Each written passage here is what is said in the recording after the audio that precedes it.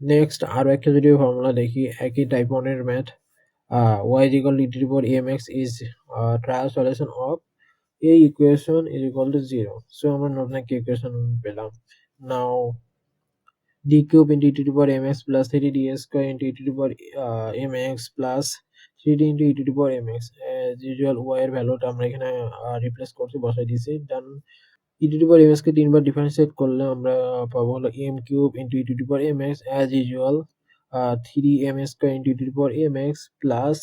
3 as a constant 3 into m into e to the power mx plus e to the power mx equal to 0.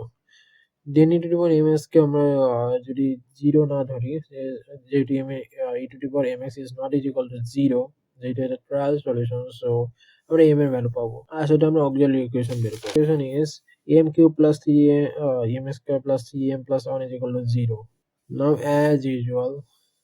আমরা যদি এভাবে চিন্তা করি যে m এর ভ্যালু কত হলে এই ইকুয়েশনটা অর্থাৎ এই রাইট সাইডটা 0 হবে, ঠিক আছে।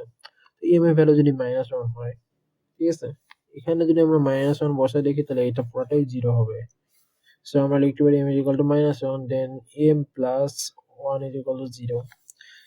দেন অ্যাজ ইউজুয়াল m plus 1 এখানে যেহেতু তিনটা ইকুয়েশন আছে সো তিনবার আমরা লিখবো। দেন যে গুণ করে বিয়োগ করে আমরা চেষ্টা করবো যে উপরে ভ্যালুটা বের করার। So as usual m square যদি আমরা এখানে নেই তাহলে m cube plus m cube এখানে আছে প্লাস m স্কয়ার হবে m স্কয়ার যেটা বেশি থাকলো প্লাস এখানে যদি 2m দিয়ে আমরা গুণ দেই 2m দিয়ে যদি আমরা গুণ দেই তাহলে যেটা হবে 2m স্কয়ার প্লাস 2m তো 3m স্কয়ার এই দুইটা মিলে 3m স্কয়ার হলো দেন 2m বাট এখানে আছে 3m সো এখানে যদি আমরা 1 গুণ দেই তাহলে m প্লাস 1 তো 3m প্লাস 1 সো অপারেট ভ্যালুটাই আমরা পাচ্ছি, ঠিক আছে। সো এই ইকুয়েশনটাই আমরা যেভাবে হোক এই ইকুয়েশনটা আমরা পাবো। দেন নেক্সট ফরওয়ার্ড যদি করি m plus 1 into m square plus 2m plus 1 is equal to 0 দেন এখান থেকে আমরা m এর ভ্যালু বের করতে পারি। m এর ভ্যালু আমাদের আসবে হলো m ইজ ইকুয়াল টু -1 যেহেতু তিনটাই equal so cf is equal to c1 c2 c3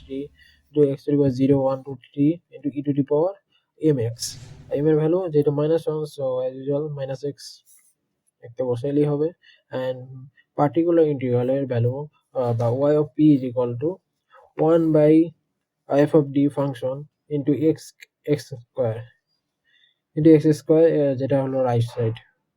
so 1 by d plus 1 into d cube যেটা ফর্মুলাতে পড়ে এন্ড আমরা যেহেতু টাইপ 1 সো আমরা 1 plus d cube এর ফর্মুলা আমরা এর আগে দেখছিলাম সো ওই ফর্মুলাটাকে জাস্ট এখানে রিপ্লেস করে দিব x স্কয়ার দিয়ে গুণ দিব এন্ড অ্যাজ ইউজুয়াল আমরা y of p এর ভ্যালু পাবো। দেন এই y of c R y of p কে যদি আমরা যোগ করে দেই আমরা ফাইনালি নন হোমোজেনিয়াস ইকুয়েশনের যে সলিউশনটা সেটা পাবো।